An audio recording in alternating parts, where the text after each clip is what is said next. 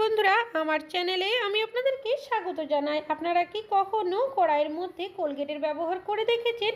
কিভাবে সর্ষের পেস্ট রান্নাতে ব্যবহার করলে গ্যাস অম্বলের সমস্যা হবে না? শাড়ি পরার আগে গ্রেটারের ব্যবহার করবেন কিসের জন্য? কিভাবে আপনারা নারকেল কোড়ানি ছাড়াই অনেকটা পরিমাণে নারকেল কুড়িয়ে নিতে পারবেন? আপনারা কি কখনো নারকেল ঝাঁটার মধ্যে পুরনো মোজার ব্যবহার করে দেখেছেন? তাছাড়াও আপনাদের কাছে শেয়ার করব বেশ কিছু ছোট ছোট ইউজফুল কিচেন টিপস। চলুন দেখে নেওয়া যাক আজকের প্রথম। এখানে নিয়েছি একটা নারকেল ঝাঁটা। আমরা অনেকেই আছি যারা দেখবেন এই ধরনের ঝাঁটার ব্যবহার করে থাকি। তবে এই ঝাঁটাগুলো দিয়ে যখন আমরা ঝাঁট দিই, অনেক সময় ঝাঁটার যে মাথার অংশটা থাকে সেটা আমাদের হাতের মধ্যে ঘষা যায়, যার কারণে হাতে ব্যথা লাগে।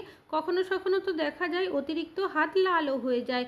তবে যখনই এই ধরনের ঝাঁটাগুলোর আপনারা ব্যবহার করবেন, একটা কাজ যদি করে নিতে পারেন, তাহলে দেখবেন এই সমস্যা কিন্তু আপনাদের হবে না। এখানে নিয়েছি একটা মোজা। আপনারা যদি বড় সাইজের মোজা নেন, সেক্ষেত্রে আপনারা এইভাবে করে মোজাটাকে ভেতরের সাইডে ঢুকিয়ে মুড়িয়ে নেবেন। আর যদি ছোট সাইজের মোজা নেন, সেক্ষেত্রে ঝাঁটার যে মাথার অংশটা রয়েছে তার মধ্যে এইভাবে পরিয়ে দেবেন। এবার যদি আপনারা এই ঝাঁটাগুলো দিয়ে ঝাঁট দেন, দেখবেন আপনাদের হাতের মধ্যে কিন্তু একটুও ব্যথা লাগবে না, হাত লালও হবে না। আর এইভাবে ঝাঁটা ব্যবহার করবেন। ওপর থেকে একটা দড়ি বা যদি কোনো তার বেঁধে দেন, অনেক দিন ব্যবহারও করতে পারবেন, ঝাঁটাটা খুলেও যাবে না। আশা করছি টিপসটা কাজে আসবে।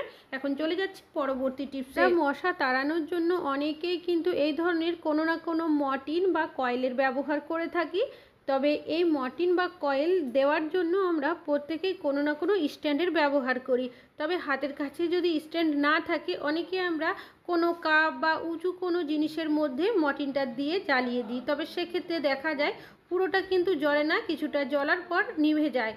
তো আপনারা কি করবেন, নিয়ে নেবেন একটা নেল কাটার। আমাদের অনেকেরই বাড়িতে এই ধরনের নেল কাটার রয়েছে। যে ফাইল বলা হয়, যে অংশটা দিয়ে আমরা নখটা পলিশ করি, সেটাকে খুলে এইভাবে করে মর্টিনটার মধ্যে আপনারা সেট করে নেবেন। এবার যদি আপনারা মর্টিনটা জ্বালান, দেখবেন এটা কিন্তু একটা স্ট্যান্ডের মতোই কাজ করবে।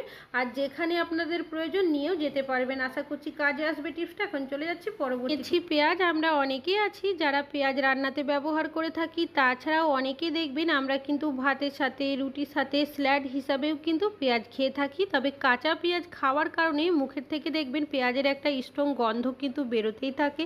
বাইরে যদি কোথাও যাওয়ার থাকে, সেক্ষেত্রে লোকজনের মাঝে যদি পেঁয়াজের গন্ধটা বেরোয় মুখের থেকে, নিজেদেরই কিন্তু খারাপ লাগে, যার কারণে অনেকে পেঁয়াজ খেতে পছন্দ করলেও আমরা খেতে পারি না। তবে যখনই আপনারা কাঁচা পেঁয়াজ খাবেন, সেক্ষেত্রে একটা কাজ কিন্তু করে নিতে পারেন।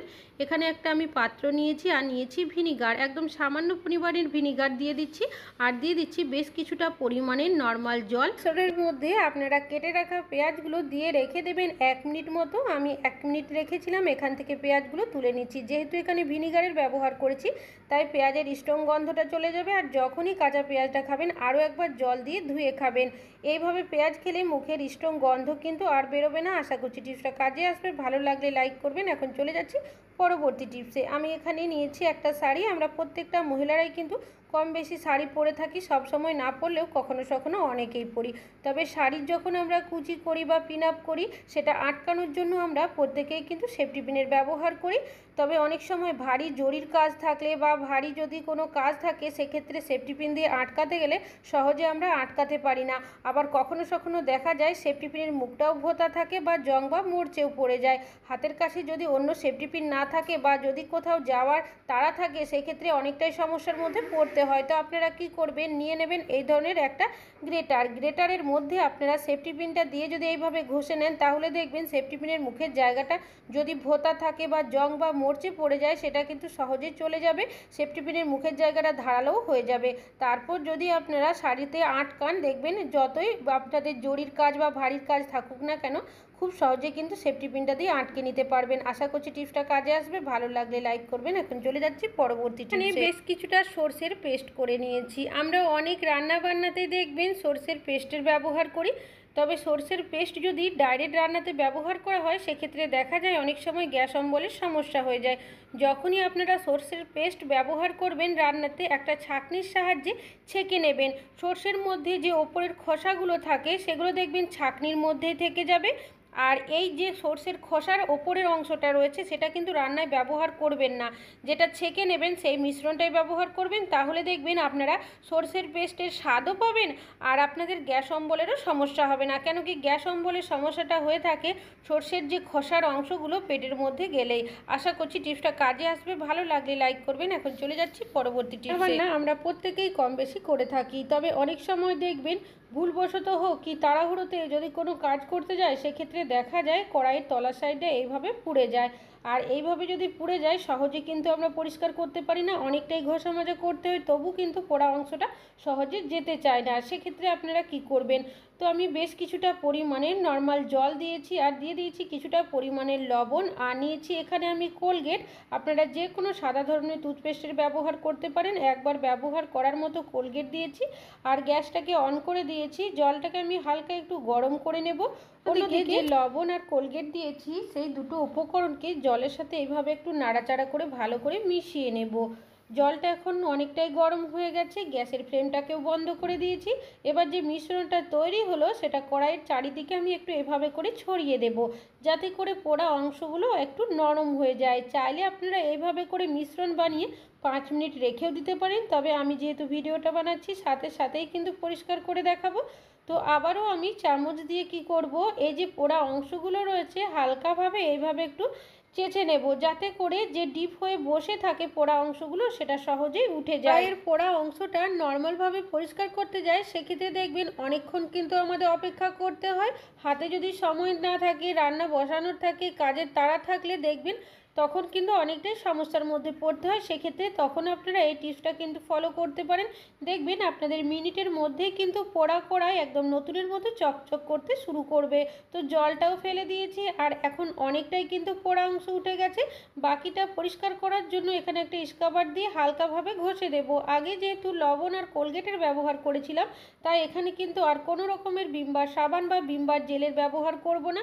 এখানে যেহেতু আমি কোলগেটের ব্যবহার করেছি, কোলগেট যে কোনো এই ধরনের অ্যালুমিনিয়ামের বাসনপত্র পরিষ্কার করতে তো সাহায্য করে। যেহেতু কোলগেটের ব্যবহার করেছি তাই বাসনপত্র একদম নতুনের মতো চকচক করতেও শুরু করবে। তো কিছুক্ষণ আমি হালকা ঘষে নিয়েছি। এবার বেশ কিছুটা পরিমাণের জল দিয়ে ধুয়ে আপনাদের দেখাবো, তাহলে আপনারা নিজেরাই বুঝতে পারবেন যে আগে কড়াইটা কীরকম ছিল আর এখন কতটা সুন্দর পরিষ্কার হয়ে গেছে। আশা করছি আপনাদের টিপসটা কাজে আসবে, ভালো লাগলে লাইক করবেন। এখন চলে যাচ্ছি পরবর্তী টিপসে। একটা খাতা অনেক সময় দেখবেন বিভিন্ন কারণবশত আমরা যদি সার্কেল করি, হয় আমরা পেন বা পেন্সিল দিয়ে কিন্তু সার্কেল করে দিই, তবে সেক্ষেত্রে দেখা যায় ডাইরেক্ট সার্কেল করলে সার্কেলটা কিন্তু ঠিকঠাক হয় না, একটু না একটু ব্যাকাটেরা হয়ে যায়। তো আপনারা কি করবেন, নিয়ে নেবেন একটা সেফটি পিন। অনেকেরই হাতের কাছে দেখবেন কম্পাস থাকে না, যদি ছোট সার্কেল করতে চান সেক্ষেত্রে ছোট সেফটি পিনের ব্যবহার করবেন, আর যদি বড় সার্কেল করতে চান বড় সেফটি পিনের এইভাবে করে ব্যবহার যদি করেন দেখবেন খুব সুন্দর কিন্তু আপনারা সার্কেল করে নিতে পারবেন, একটুও কিন্তু ব্যাকাটেরা হবে না। আশা করছি টিপসটা কাজে আসবে, ভালো লাগলে লাইক করবেন। এখন চলে যাচ্ছি পরবর্তী টিপসে। নারকেল, আমরা অনেকেই কিন্তু নারকেল বিভিন্নভাবে ব্যবহার করে থাকি, নাড়ু বানিয়ে থাকি, সন্দেশ বানাই, অনেক রান্না বানাতেও নারকেলের ব্যবহার করে থাকি। তবে নারকেল ব্যবহার করার আগে নারকেলটাও কিন্তু কুড়িয়ে নিতে হয়, তবে অনেকেরই হাতের কাছে দেখা যায় নারকেল কোড়ানি থাকে না, সেক্ষেত্রে নারকেল কোড়াতে অনেকটাই সমস্যার মধ্যে পড়তে হয় আমাদের। নিয়ে নেবেন একটা পিলার, পিলারের দুটো সাইডই দেখবেন অনেকটাই অমসৃণ থাকে, আর এটা দিয়ে যদি আপনারা এইভাবে ঘষে নিতে থাকেন, মানে নারকেলের মধ্যে ঘোরাতে থাকেন, তাহলে দেখবেন সুন্দরভাবে কিন্তু নারকেলটা কোড়ানো হয়ে যাবে, কোনো রকমের নারকেল কোড়ানির আপনাদের প্রয়োজনই হবে না। আর যদি ভাবেন এইভাবে নারকেল কোড়াতে সমস্যা হবে, তা কিন্তু হবে না। দেখতেই পাচ্ছেন কতটা সুন্দর নারকেলটা কোড়ানো হয়েছে। এইভাবে করেই কিন্তু আমি আরও বেশ কিছুটা নারকেল কুড়িয়ে আপনাদের দেখাচ্ছি। তাহলে বন্ধুরা আশা করছি আপনাদের এই টিপসটিও কাজে আসবে, ভালো লাগলে লাইক করবেন। আজকে এখানেই শেষ করছি।